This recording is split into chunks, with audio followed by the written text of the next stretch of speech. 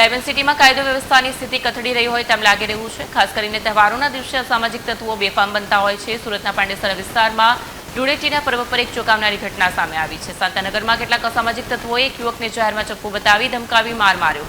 Diamond સિટીમાં કાયદો વ્યવસ્થાની સ્થિતિ કથળી રહી હોય તેમ લાગી રહ્યું છે। ખાસ કરીને તહેવારોના દિવસે અસામાજિક તત્વો બેફામ બનતા હોય છે। સુરતના પાંડેસરા વિસ્તારમાં ધૂળેટીના પર્વ પર ચોંકાવનારી ઘટના સામે આવી છે। વાયરલ થયેલા સીસીટીવી ફૂટેજમાં સ્પષ્ટપણે જોઈ શકાય છે કે ધોળે દિવસે ભરચક વિસ્તારમાં અસામાજિક તત્વો હાથમાં ધારદાર ચપ્પુ લઈને ફરે છે। આ તત્વોએ એક યુવકને ઘેરી લીધો હતો અને તેને ચપ્પુ બતાવી ડરાવવાનો પ્રયાસ કર્યો। એટલું જ નહીં, તેને બળજબરીથી પકડી રાખીને માર પણ મારવામાં આવ્યો। લોકોની અવરજવર વચ્ચે પણ તેઓ આ પ્રકારની હિંસક પ્રવૃત્તિ કરતા અચકાયા નથી। આ વિડીયોમાં સૌથી હૃદયદ્રાવક દ્રશ્ય એ છે કે જ્યારે આ ગુંડા તત્વો યુવક પર હુમલો કરી રહ્યા છે, ત્યાં હાજર એક નાનો બાળક સતત આજીજી કરી રહ્યો હતો। તે માસૂમ બાળક હુમલાખોરોને ન મારવા માટે કરગરી રહ્યો હતો। પાંડેસરાનું શાંતાનગર ગીચ વસ્તી ધરાવતો વિસ્તાર છે। ધૂળેટી જેવા તહેવારના દિવસે જ્યારે લોકો ઉજવણીમાં મગ્ન હોય ત્યારે આવી ઘટના બનતા સમગ્ર વિસ્તારમાં ડરનો માહોલ ઊભો થયો છે।